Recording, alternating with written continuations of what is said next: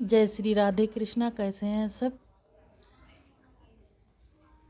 मेरे YouTube channel में स्वागत है आप सभी का। तो आज के वीडियो में बताएंगे हम शुक्ला एकादशी की पूजा विधि पौष महीने में।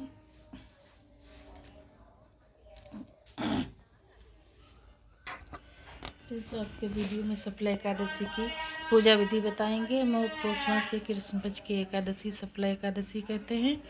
और एकादशी के दिन सुबह हमें ब्रह्म मुहूर्त में उठना चाहिए, सूर्य उदय से पहले। और साफ सफाई, झाड़ू पोछा करने के बाद, स्नान ध्यान करने के बाद अपने तुलसी पूजन, दहली पूजन, सूर्य नारायण को जल देने के बाद, कई सारे लोग कहते हैं हमें स्नान के बाद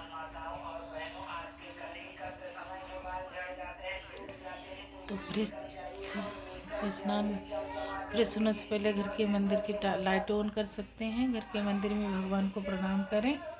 मंदिर में झाड़ू पोछा भी कर सकते हैं। लड्डू गोपाल जी को और सारे अन्य भगवान को स्नान करने के बाद ही उठाना होता है। छोटे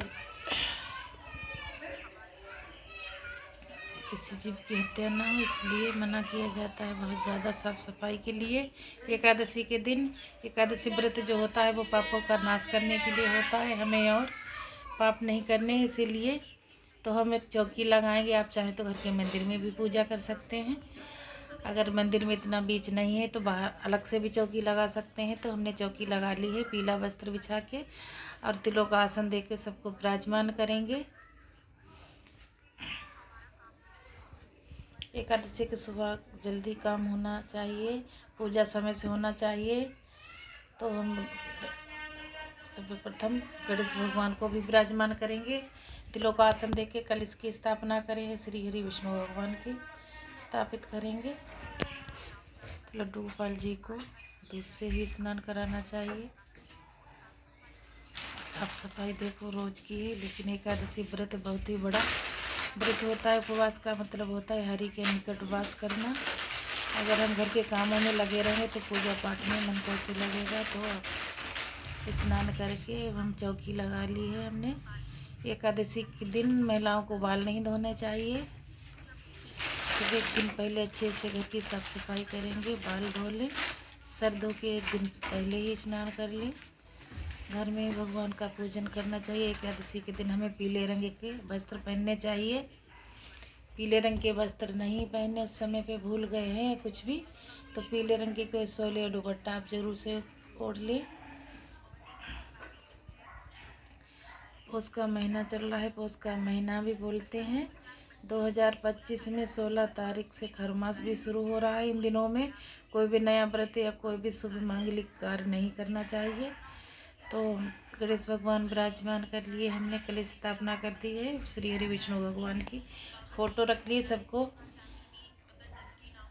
जल छिड़क के स्नान रूपी करवाया है हमने, कलावा वस्त्र रूपी समर्पित किया है। सबको टीका चंदन किया है। रोली से कर सकते हैं, चंदन से कर सकते हैं। 16 दिसंबर को धनुष संक्रांति है। इस दिन से 14 जनवरी मकर संक्रांति खरमास समाप्त हो जाएगा। इन बातों का ध्यान रखिएगा। सबसे पहले सूर्य नारायण को जल दे दिया, तुलसी पूजन हमने पहले से कर दिया है पुष्प डाल के। और पौष का महीना चल रहा है तो पौष मास में वैसे भी हमें सूर्य नारायण की पूजा जरूर से करनी चाहिए। तुलसी जी में दल देना है एकादशी पे या नहीं तो देखिए बहुत सारे लोग जल देते हैं, बहुत सारे लोग जल नहीं चढ़ाते हैं।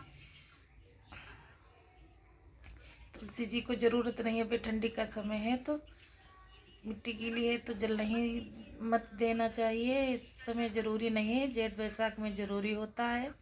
गर्मी के टाइम में बहुत बेशक गर्मी पड़ती है, उस समय तुलसी जी सूखने लगती हैं। एक दिन जल ना दो, एक दिन में 2 बार जल देना पड़ता है, सुबह शाम, जब ज़्यादा गर्मी होती है। आप देखिए उन दोनों में एकादशी द्वादशी ये नियम ना देखें, आप जल जरूर से चढ़ाएं। तुलसी जी जल से वजह से सूखनी नहीं चाहिए। सिर्फ निर्जला एकादशी के दिन ये नियम होता है। तुलसी जी में जल नहीं चढ़ा सकते, बाकी जो संप्रदाय से जुड़े हुए हैं तो अपने नियम अनुसार ही करें। तो हम भोग समर्पित कर दिया है। मखाने का, बतासे का गोला, दूध, फल जो मौसम के अनुसार जो फल है तो वो फल भी रख सकते हैं। सबको धूप दीप दिखाएंगे। पुष्प पीले अर्पित करें। आप चाहें तो 5, 7, 11, 21 परिक्रमा जरूर से करें। तुलसी माता मैया की एकादशी के दिन अपने घर के मंदिर में अब हम पूजा कर रहे हैं, तो कुछ हाथों में पुष्प लेके, हाथ में तिल लेके, दक्षिणा लेके आप किताब जरूर से कथा पढ़ें। नहीं पढ़ना आता है तो मोबाइल से भी सुन सकते हैं। एक दिन पहले ही आप अपने घर के मंदिर में अच्छे से साफ कर लें। लक्ष्मी नारायण भगवान या राधा कृष्ण भगवान का संयुक्त रूप से हमें पूजन करना चाहिए। गणेश जी के बिना कोई भी पूजा अधूरी मानी जाती है, तो गणेश जी को जरूर से पूजा में शामिल करें। तो हमने दीपक प्रज्वलित कर लिया है। पहले कलश पे पंचामृत से अभिषेक जरूर करें। धातु के विग्रह हैं। लड्डू गोपाल जी का स्नान कच्चे दूध से हो चुका है, तो हमने लड्डू गोपाल जी को भी विराजमान कर लिया। सबसे पहले हम आरती करेंगे गणेश भगवान की, कलश के विष्णु भगवान की, लड्डू गोपाल जी की आरती करेंगे।